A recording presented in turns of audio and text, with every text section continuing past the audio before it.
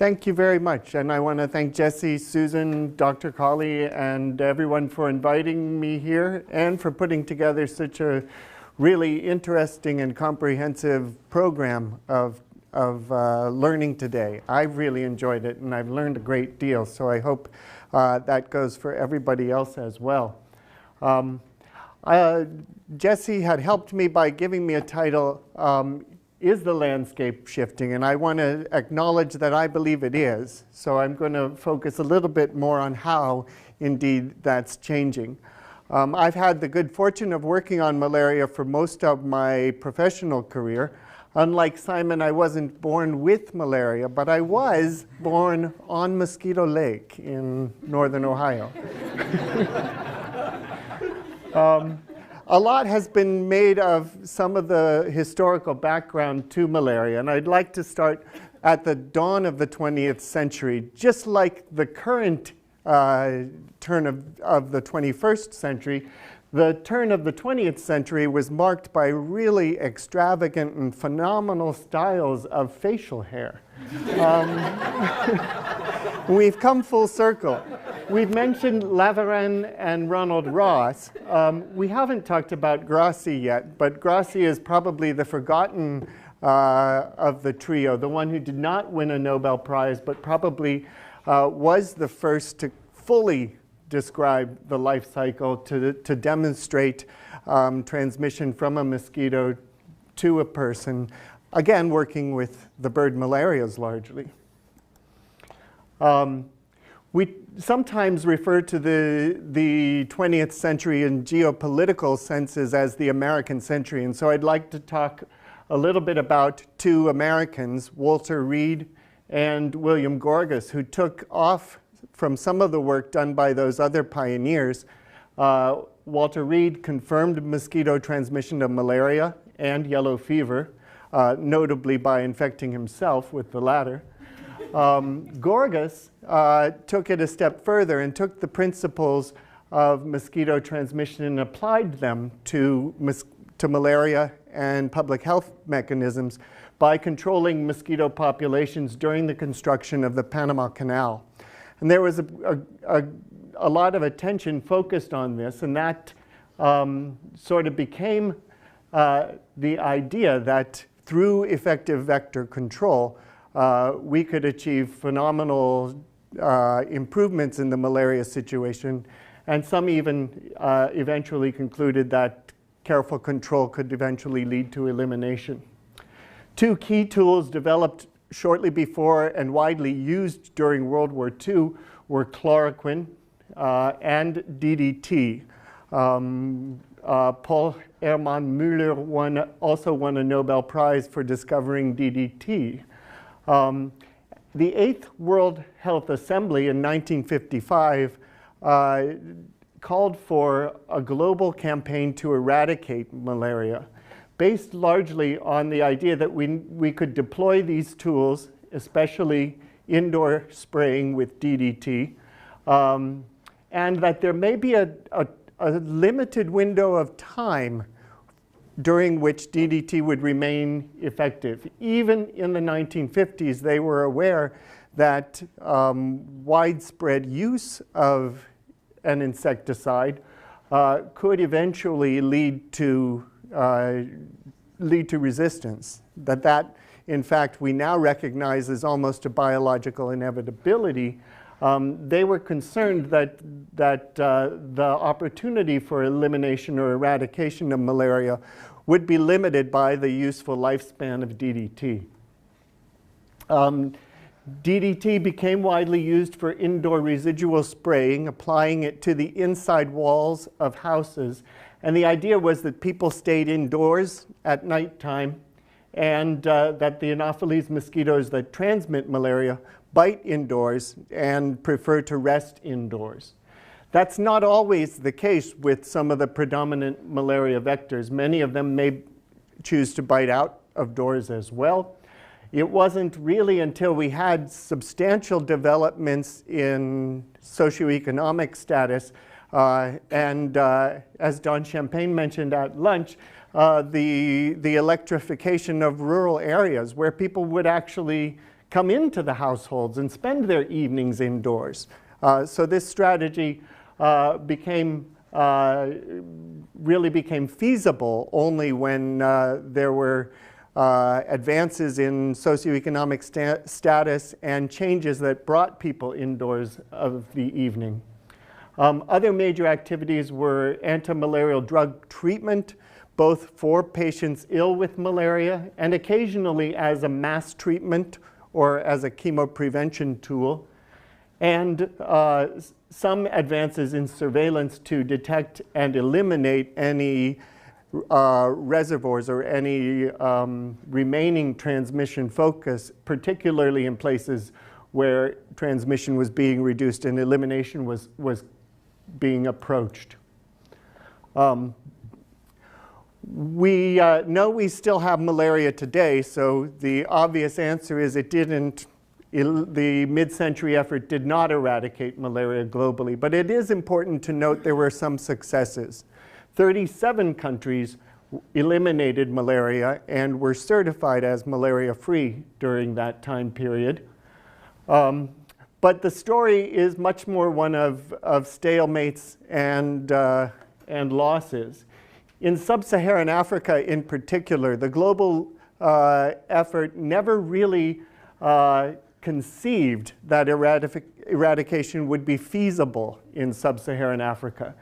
Based on the intensity of transmission, a highly effective, a highly efficient vector system, and poor health systems, the gains in the mid-century eradication effort were focused on the Americas, Southern Europe, to some extent South Asia, but never really was the focus extended to sub-Saharan Africa.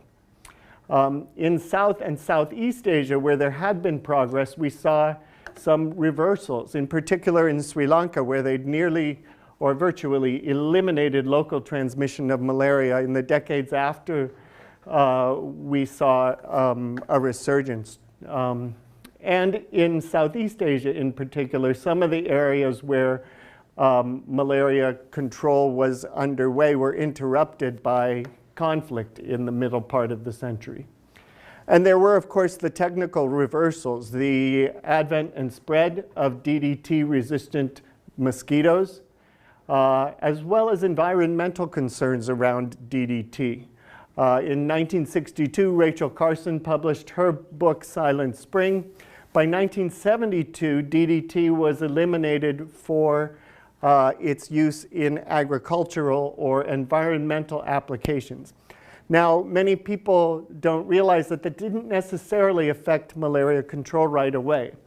The amount of insecticide applied to the indoor walls for an indoor spraying program was very limited, and if it were carefully managed, that the indoor application of DDT was very safe for humans and didn't pose a risk to the environment the way agricultural application did. The problem was that once you introduced DDT for household spraying, particularly in remote areas, it was very difficult to maintain control over it, and very quickly the pesticide would be diverted for use on agricultural fields. It also required careful protection measures for the sprayers and careful disposal patterns. So by 1969, the World Health Assembly suspended its eradication effort, never quite calling it off completely. And in the period between 1970 and 1990, malaria control largely disappeared as a global priority. In particular, vector control and IRS as a strategy fell out of favor, and there are some places in Southern Africa, South Africa, the Rhodesias, which are now Zimbabwe and Zambia, maintained aggressive indoor house spraying programs, as did India and other parts of the subcontinent. The global emphasis shifted from the focus primarily on vector control to one of diagnosing and treating malaria illness, when people became infected and when they became ill in particular. Again, the focus here, though, relied almost exclusively on chloroquine, which was still highly efficacious in the 1970s, but by relying on one class or one compound globally, this strategy was again vulnerable to the emergence of resistance, in this case, the parasites becoming resistant to chloroquine. There was also a paradigm that you needed to balance the gains achieved by natural immunity with effective treatment to reduce burden. And this was an approach particularly targeted at African populations who experienced multiple malaria infections throughout their life and developed partial immunity. Didn't mean they couldn't get infected with parasites, didn't mean they didn't get sick from malaria, but patients or individuals who survived intense malaria transmission and were lucky enough to live to be 2 or 5 years old seldom died from malaria in their rest of their childhood and their adulthood. And so there was concern that we didn't want to meddle too much with the natural immune process, even though it came at a heavy cost, 1 in 4 or 1 in 5 children dying before the age of 5. There was concern that if you did too much to affect that, you'd shift that burden of death to older age groups.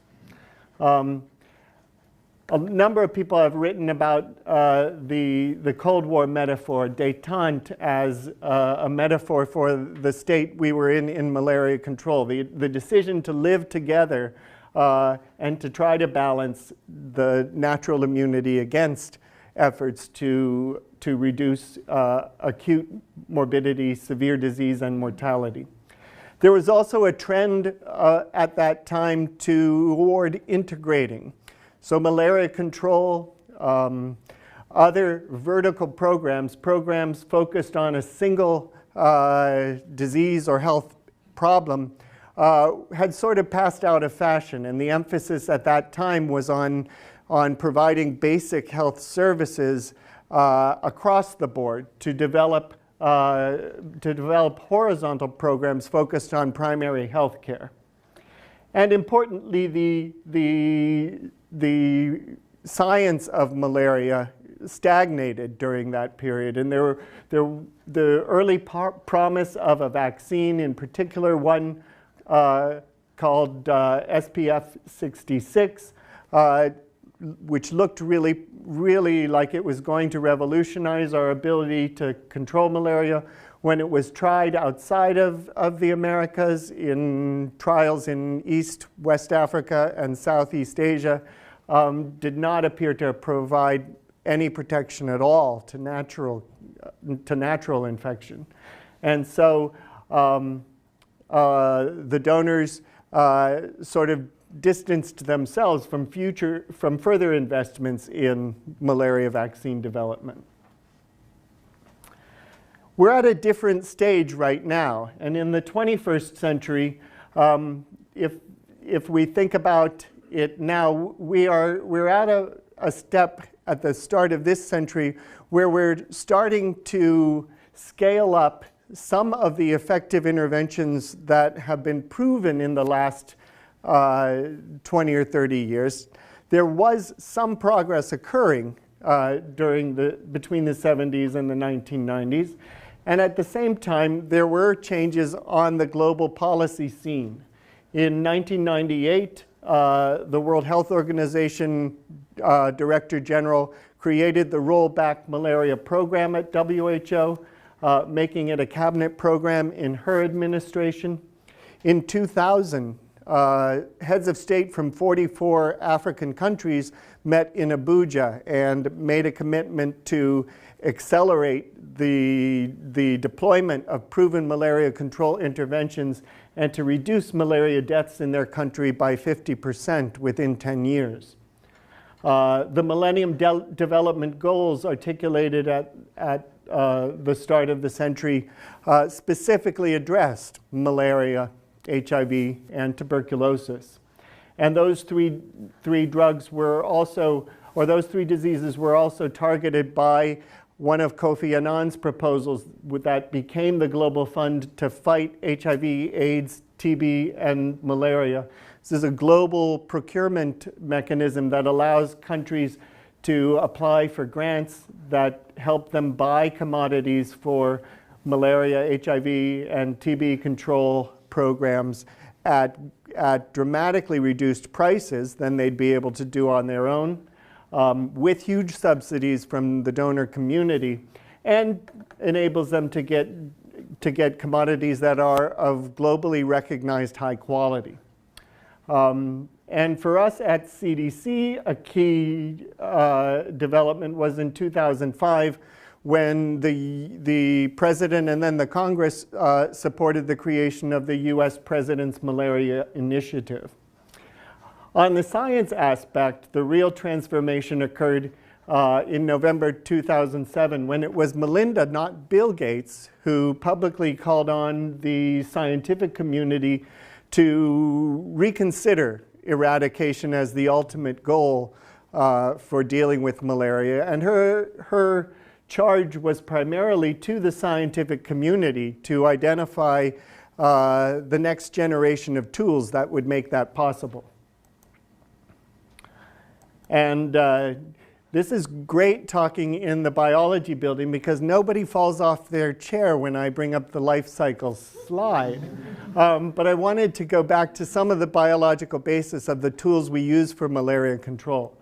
Vector control tools are designed to kill mosquitoes or otherwise interfere with mosquito-human contact either before or after they've bitten an individual. And our other tool, diagnostics and drugs, act at different stages in the life cycle within the human.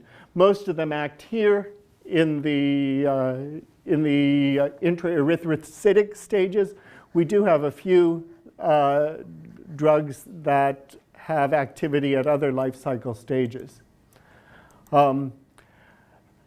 This is just a quick slide showing the focus of the President's Malaria Initiative, but PMI and malaria control in general now are based on 4 pillars of intervention. And it's interesting because well, at least the 3 most recent of these are important areas where the focus of partnership between CDC and UGA is really strong. And one of those is in case management, in developing and deploying new diagnostic tools and effective treatment. Another one is in deploying insecticide-treated nets to interrupt the human mosquito contact and to kill and reduce the number of mosquitoes. Still, indoor residual spraying has a value in certain areas. And then the third tool, intermittent treatment and prevention of malaria in pregnancy, which Julie Moore talked about earlier today. In the last decade, there's been a lot of progress made. These bars, I'm sorry it doesn't show very clearly here, but the lighter bars are data from different focus countries in Africa. The lighter bars are the earlier estimates, and the darker bars are estimates as of 2010 and 2011, and shows that the proportion of children using an ITN, a treated net, has increased in nearly all of these focus countries. In some countries making very dramatic increases, coming close to the target, the 2015 target of 85% coverage. Similarly, with preventive treatment of malaria in pregnant women, we've seen gains. They've been maybe a little slower, but in a few places approaching that 2015 target. This is a slide showing an area in northern Uganda where they applied indoor residual spraying. Each one of those gray bars is an IRS round, and this is the malaria positivity rate in children under 5. This is the malaria positivity rate in older children and adults, and you can see that with successive rounds of spraying, the proportion of people who are infected has dropped. Another important impact we've seen is that looking over time at the rate of all-cause mortality in children under 5 has declined in all of these focus countries over the time period when malaria control interventions were scaled up. Not all of this can be necessarily attributed to malaria, but there is good evidence that the malaria control intervention scale up in the last year has been associated with many of these reductions in child mortality.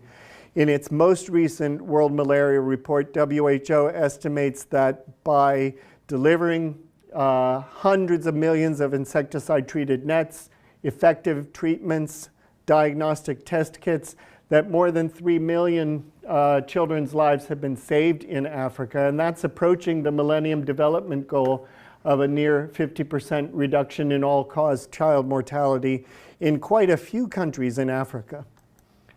But we also face some threats to malaria control right now. In the mid-20th century, the eradication project failed because of its over-reliance on a limited number of strategies, especially DDT, insecticide resistance, to some extent antimalarial drug resistance, although the real impact of that was felt a bit later. There was a lapse in global political will and a decline in funding. It's considered that as of 2012, the global investment in malaria reached its peak, and that it's been declining slowly since then. There has been considerable progress achieved, but we do see growing problems with insecticide resistance and antimalarial drug resistance once again. I'm a bit concerned that many people who advocate for us and have made the case to the President and the Congress that malaria is a good investment haven't prepared them for the natural fall off you'll have after achieving an initial large success. That rate of success will naturally even out over time. And then there are concerns that the global financial crisis will further constrain enthusiasm for investing in malaria. And then finally, I just wanted to talk about some future interventions, or at least note that to achieve malaria elimination, we're definitely certain that our current set of interventions can go further than they have, but aren't going to do the trick. And that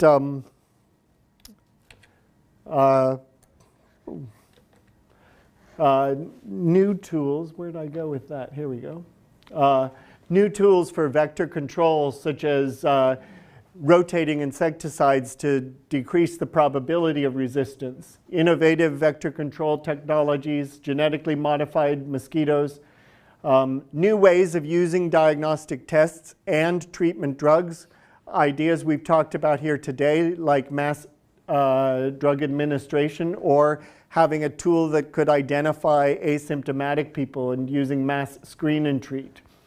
Vastly improving the diagnostic tools so that we can detect those asymptomatic cases, and optimizing the introduction or mix of interventions. There may be tools we can do to change the behavior of that two-legged vector as well, helping people to complete a recommended course of antimalarial treatment, incentivizing health workers to use and prescribe based on diagnostic tests, and improving use of mosquito nets, improving our information system, and last but not least, the potential incorporation of a new generation, next generation of malaria vaccines that even if they're not perfectly efficacious, may contribute in the context of some of the other interventions. So thank you very much.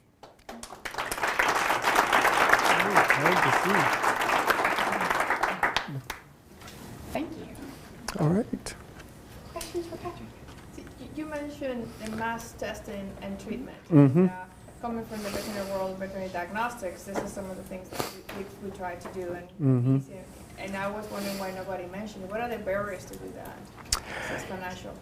They are financial. I think one of the barriers that we face is that to control malaria transmission, we know that a fair amount of malaria transmission can occur in people who have such low levels of infection that our current generation of test doesn't show them. And so I think the next generation diagnostic test will be important as a tool there. There had been concern that mass drug administration could lead to drug resistance. And so globally, it also kind of had the taint of the mid-century eradication era legacy attached to it. But in recent years, there have been some attempts to revitalize that idea, especially using some of the newer anti-malarial drug combinations. I think another element that would be important is a drug that would really address the gametocytes, the sexual life cycle stages that are responsible for infectiousness from human to mosquito. Right now we have primaquine, the only drug that's useful for that, and there are concerns about its safety if we used it in a widespread way. So better drugs, safer drugs that we could use to interrupt that stage, that link in the transmission cycle, I think would revolutionize our ability to use mass treatment or mass screen and treat as an effective tool. Your slide on the Uganda and IRS spraying showed the drop, then there was a comeback. What's happening there? That is an area, oops, how'd I do that? That is an area where there's definitely more to that story than I was able to explain